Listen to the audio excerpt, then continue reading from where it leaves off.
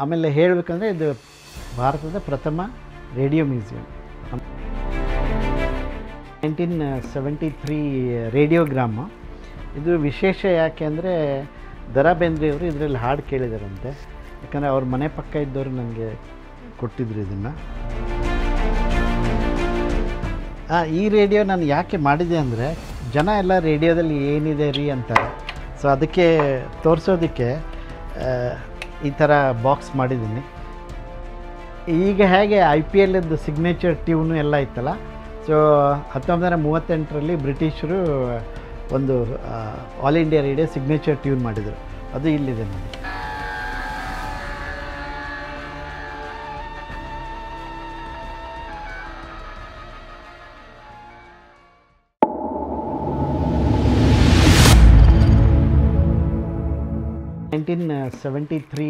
ರೇಡಿಯೋಗ್ರಾಮ್. ಇದು ವಿಶೇಷ ಯಾಕೆ ಅಂದರೆ ದ ರಾ ಬೇಂದ್ರೆಯವರು ಇದರಲ್ಲಿ ಹಾಡು ಕೇಳಿದಾರಂತೆ. ಯಾಕಂದರೆ ಅವ್ರ ಮನೆ ಪಕ್ಕ ಇದ್ದವರು ನನಗೆ ಕೊಟ್ಟಿದ್ರು ಇದನ್ನು. ಸೊ ಇದರಲ್ಲಿ 1973 ಇದು ರೇಡಿಯೋ ಪ್ಲಸ್ ರೆಕಾರ್ಡ್ ಚೇಂಜರು. ಸೊ ಈ ಥರದ್ದು ವಿಶೇಷ ವ್ಯಕ್ತಿಗಳು ಮನೆಯಿಂದ ಅಥವಾ ವ್ಯಕ್ತಿಗಳ ಹಾಡು ಕೇಳಿರೋದು ಎಲ್ಲ ನನಗೆ ಬಂದಿದೆ ಕೆಲವೊಂದು.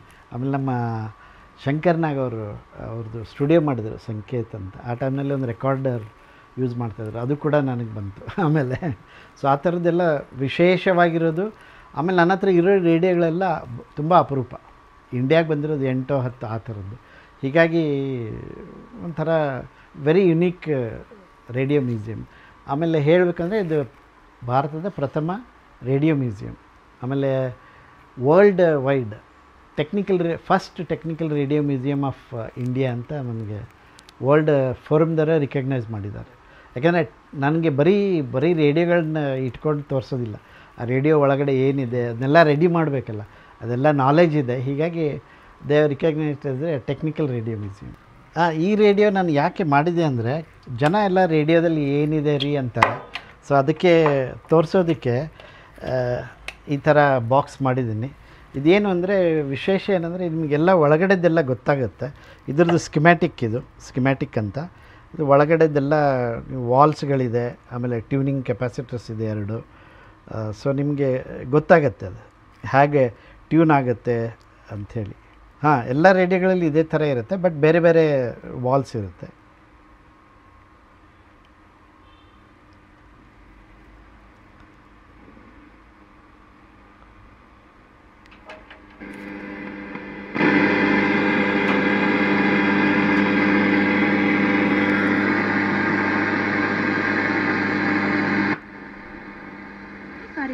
ಆಕಾಶವಾಣಿ ಮಡಿಕೇರಿ ಕೇಂದ್ರದ ಕೊಡುಗೆ.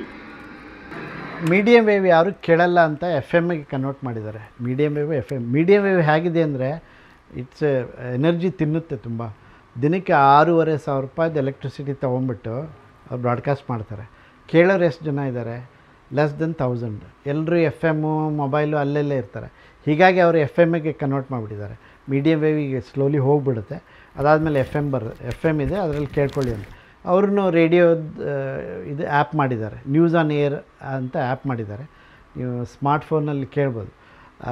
ಒನ್ ಟೈಮ್ನಲ್ಲಿ ನಾವು ಬೇರೆ ದೇಶಕ್ಕೆ ಹೋದಾಗ ನಾನು ರೇಡಿಯೋ ಇಲ್ಲದೆ ಚಡಪಡಿಸ್ತಿದ್ದೆ. ಅಯ್ಯೋ ರೇಡಿಯೋ ಕೇಳೋಕ್ಕಾಗಲ್ಲಲ್ಲಪ್ಪ ನಮ್ಮ ದೇಶದ್ದು ಅಂತ.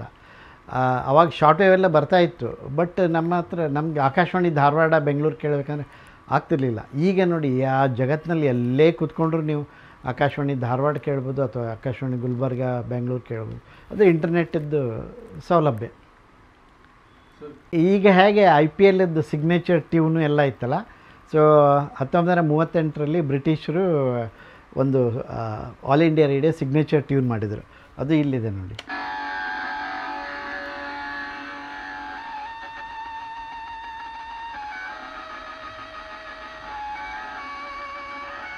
ಇದನ್ನು ಕಂಪೋಸ್ ಮಾಡಿದರು ವಾಲ್ಟರ್ ಕುಫ್ಮನ್ ಅಂತ ಮತ್ತು ಜುಬಿನ್ ಮೆಹ್ತಾ, ಇಬ್ಬರು ಸೇರಿ ಮಾಡಿರೋದು. 38ರಿಂದ ಇನ್ನೂವರೆಗೂ ಇದನ್ನೇ ಇಟ್ಕೊಂಡಿದ್ದಾರೆ ಅವರು. ನೀವು ಆಕಾಶವಾಣಿ ಬೆಂಗಳೂರು ಕೇಳ್ತಾ ಇದ್ದರೆ ಬೆಳಗ್ಗೆ 5:55ಕ್ಕೆ ಹಚ್ಚಿದರೆ ನಿಮಗೆ ಈ ಸಿಗ್ನೇಚರ್ ಟ್ಯೂನ್ ಸಿಗುತ್ತೆ.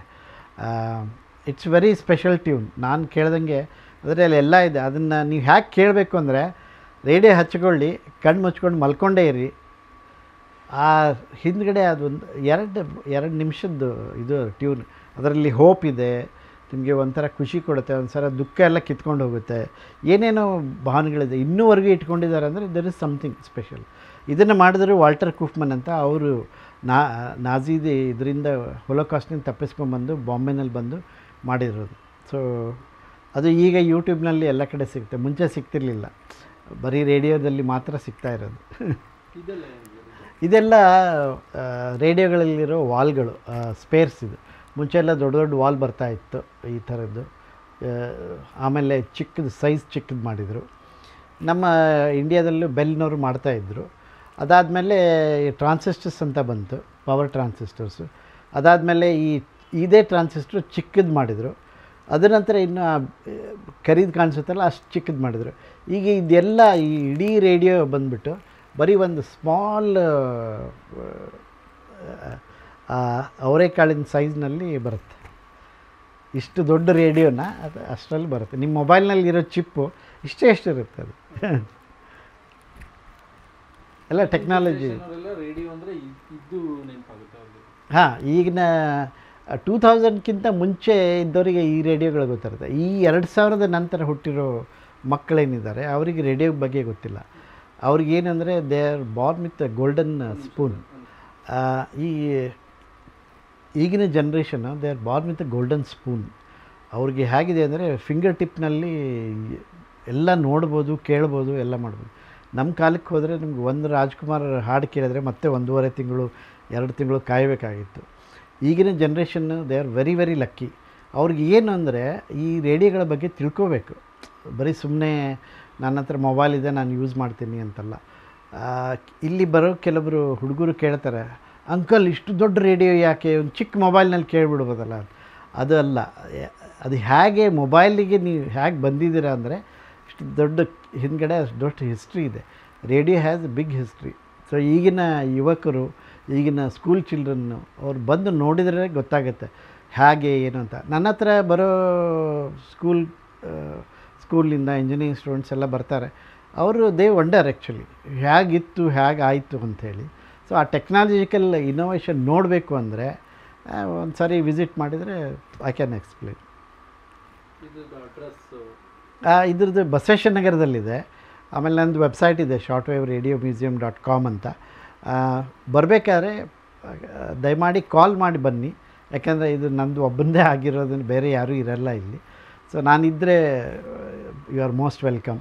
ನಾನು ಎಲ್ಲಾದರೂ ಒಂದೊಂದು ಸಾರಿ ನನಗೂ ಬೇರೆ ಕೆಲಸ ಇರುತ್ತೆ, ಹೊರಗಡೆ ಹೋಗಿದ್ದರೆ I can always reschedule it. ಬನ್ನಿ ನೋಡಿ. ತುಂಬ ನಾನು ಗರ್ವದಿಂದ ಹೇಳ್ತೀನಿ, ಬೆಂಗಳೂರಿನಲ್ಲಿ ಇರೋ ಮ್ಯೂಸಿಯಮ್ಗಳು ತುಂಬ ಇದೆ. ಎಲ್ಲ ಮ್ಯೂಸಿಯಮ್ಗಳಿಗೂ ವಿಸಿಟ್ ಮಾಡಿ ನಿಮ್ಮ ಮಕ್ಕಳನ್ನ ಕರ್ಕೊಂಡು. ಬಟ್ ಈ ರೇಡಿಯೋ ಮ್ಯೂಸಿಯಮ್ ವಿಶೇಷ ಏನಂದರೆ ನೀವು ಕೇಳಿಸ್ಕೋಬೋದು. ಬೇರೆ ಮ್ಯೂಸಿಯಮ್ನಲ್ಲಿ ಬರೀ ನೋಡ್ಬೋದು, ಇದರಲ್ಲಿ ನೀವು ಕೇಳಿಸ್ಕೋಬೋದು, ಅನುಭವಿಸ್ಬೋದು. ಸೊ ಬನ್ನಿ ಒಂದು ಸಾರಿ.